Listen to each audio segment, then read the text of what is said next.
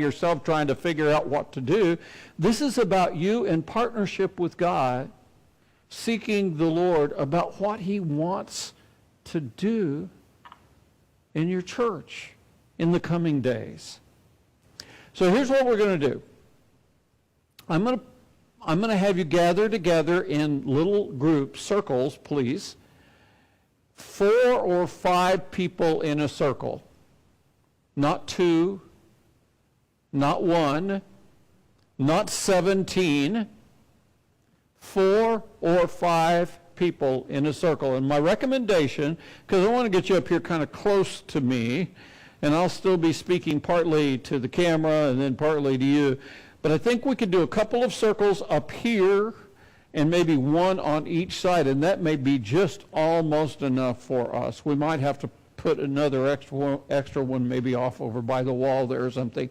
So I'm going to ask you to get up and start moving toward a circle. You're going to need to bring your own chair, and if you can't bring your own chair, raise your hand and somebody will get a chair for you. If it were me, by the way, the kids aren't here today, so there's probably nobody that would understand this, but if it were me and I was given the option, I'd probably sit on the floor. In fact, it's kind of cushy up here next on this carpet, so I'd probably sit cross-legged on the floor, but you can do whatever fits best for you. 4 or 5 people in a circle.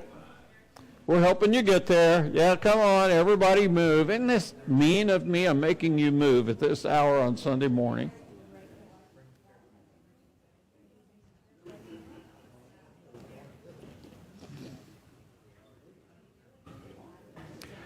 All right, Keith, that is not a circle.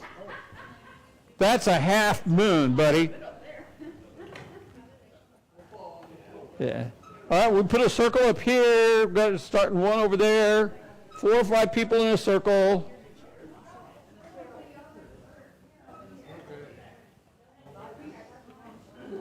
Okay, we've only got, what, 3 back there. We needed 1 or 2 more back there. If you ever get a grade from me in grade, all right? Just make sure on this one that you don't put somebody so close to the back that they lean back and fall backwards. You don't want that to happen, okay? Okay, we need one more back there, Kathy, if you want to go, or, yeah. What do we got here? We've got 2, 4. We get a 5th one there, or are you coming up here? Good. Okay, we got 4 there, we got 4 there, we got 4 there.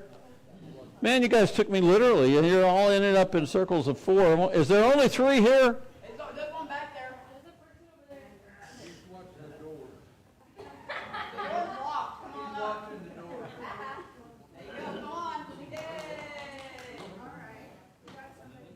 All right. All right. Yeah, come on up here, Nick. Get in a circle. All right.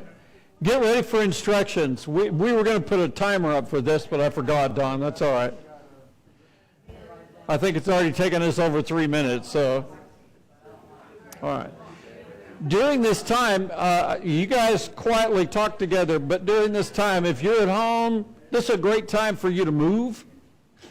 If you're watching by yourself, a little hard to be in a circle. Know that you're praying with us, but if you are in a little group, get in a circle at home as you watch this and get ready to pray together. You guys are awesome. Everybody's close. I wanted that. The rules are that when I ask you to pray, no one has to pray out loud. Okay? I'm not keeping score on that one. We're not going to make you totally uncomfortable. Some of you are uncomfortable enough. All right? The next rule is that keep your prayers focused on what I give you. I know you're really burdened about Aunt Martha's sick toe, but this is not the time to pray for that, okay? This is the time to pray because we're focused as a church body on seeking the Lord about this pastor decision. And then Try to make time so that every person has a chance to pray on each request. So that means nobody's going to pray more than about 45 seconds on each request, and then giving other people the time to pray. So here's your first prayer assignment. You ready? Can we reset that timer easily, Don? Okay. First prayer assignment is thank God for the privilege of having Pastor Kevin Gray with us here for the next 3 Sundays. Thank him for opening this door for Shawnee Heights. Now, honestly, I've been in this pastor thing for a long, long time. This had to be a move of God for you to find somebody young who's available who might come as your pastor. I'm around a variety of churches these days who are desperately in need of a pastor. And so I don't know what your decision's going to be yet, but you need to thank the Lord because he's given this opportunity to you. So 3 minutes, are you ready? Countdown starting now, 3 minutes.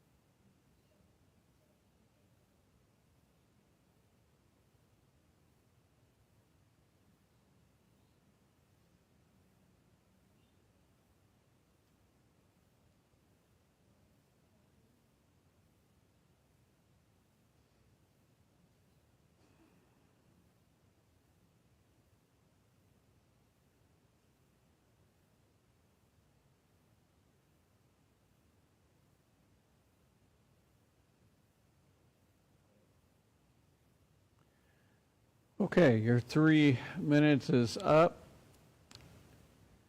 That's your first prayer assignment. I want to go to your second one. Tell God, we are seeking you because we don't know the future, but you do. We're seeking your will. We want your part in this. So we're asking you to help us understand your will so we can make the best decision. 3 minutes. go.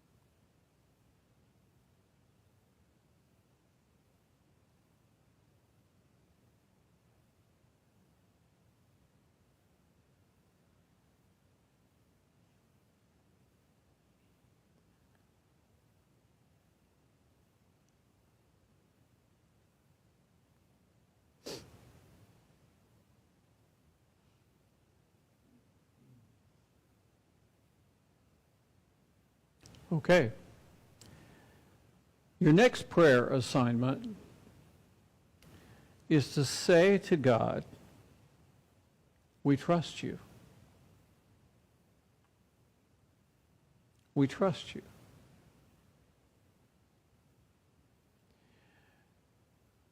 And we're knocking at your door for our church and for Kevin and his family. We thank you for being here with us. We know you will never abandon us. But Lord, whatever is coming, we choose that we will trust you. 3 minutes. Here we go.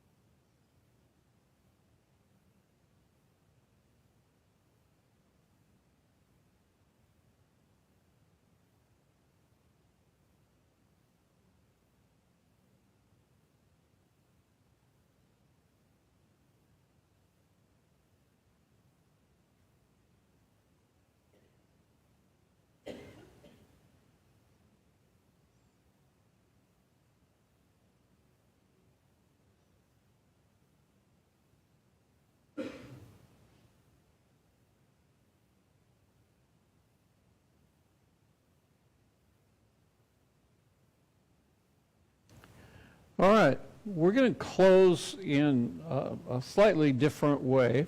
Everything's been different today. I want you to read with me out loud. You can look on the screen behind me. That may be best. You can perhaps read from the monitor on this side, unless you're nearsighted, and in that case it might be a little hard. But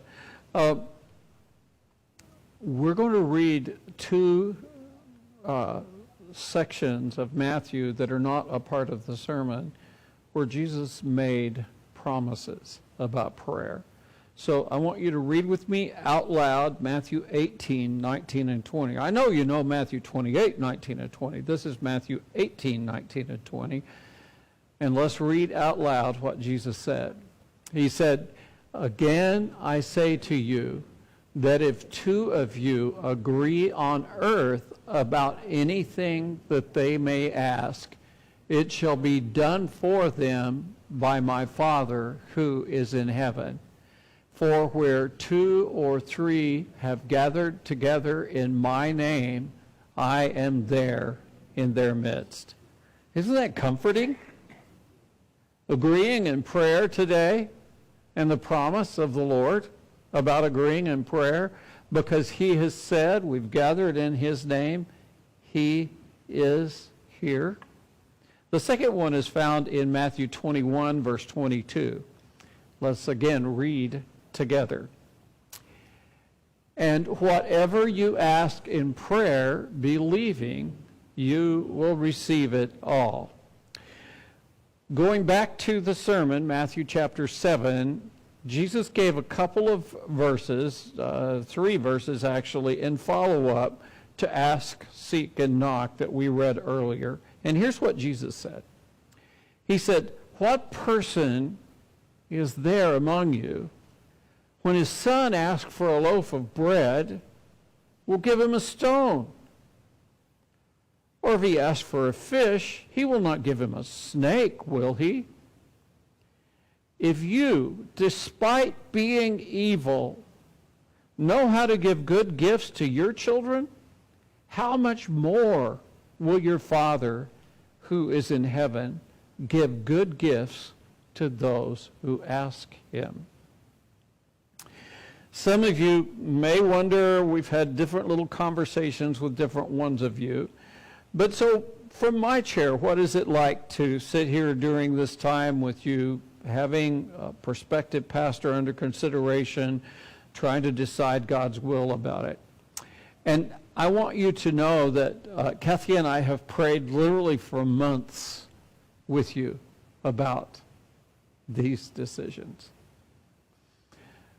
Our job when we came was to build a bridge between where you were and where you're going.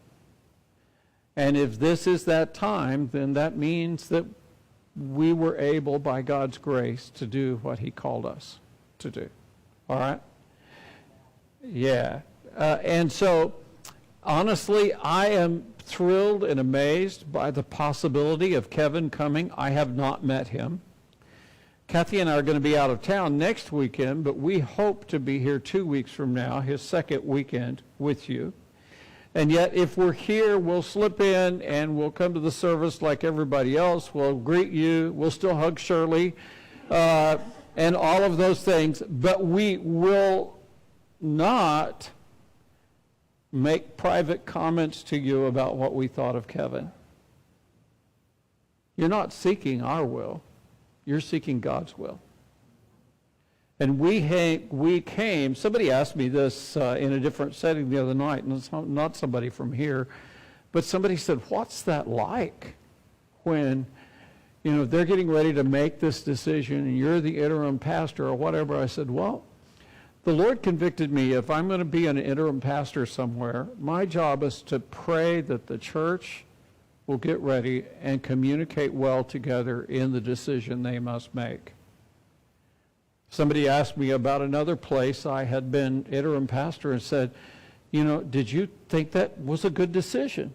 Well, it was a long time after the fact, and that was okay, and they weren't people who were from that church or anything else. But I'm not here to tell you what I think. I'm here to continue to pray for you. I'd like to meet Kevin because by God's grace, I'll work with him. If you call him, I'll work with him some in the future in some way. But that's the role we play here. We're just hopeful in prayer for this step because you're on an adventure with God right now. What is God saying? What does God want for us? Last word's a personal word, and then I'm going to dismiss you.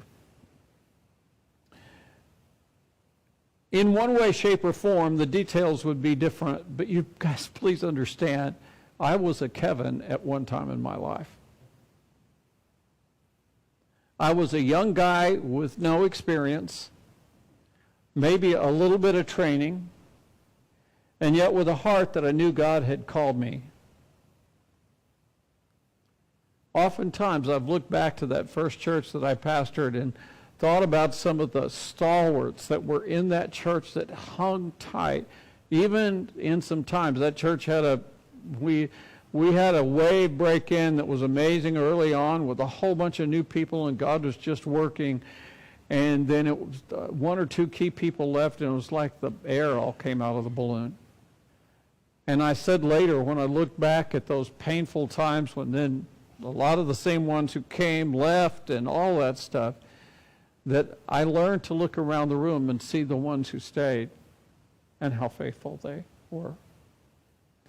And I don't know if I did them much good at all, but they sure did me a lot of good in the 5.5 years I was their pastor.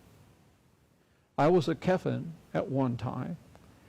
And so when you look at him, look at his youthfulness, his energy, will he make mistakes? Yeah, he will. Goodness, we all do. I still make a ton of them. You just don't know most of them because I kind of gloss them over or something. But he's going to make mistakes. You know what he needs from you if you call him more than anything? Besides you coming, attending, and supporting, and speaking encouraging words, he needs your prayer. When people have said to me recently things about different things, I preached at our home church last week, and I talked a few days before that with several key leaders in our church. And when I talked with them, we talked a little bit about stuff, and I said, I need your prayers. I need your prayers. Because I know that if there's any victory, it has to come from the Lord. I need the prayers of God's people. Kevin's going to need your prayers as a church during this next few weeks, and if you call him, going out into the future. Okay? That's just me and you having a little talk, okay? That's it. Amen. Have a good day. We've had a good time. Put the chairs back where they're supposed to be. You're dismissed. Go hug Shirley.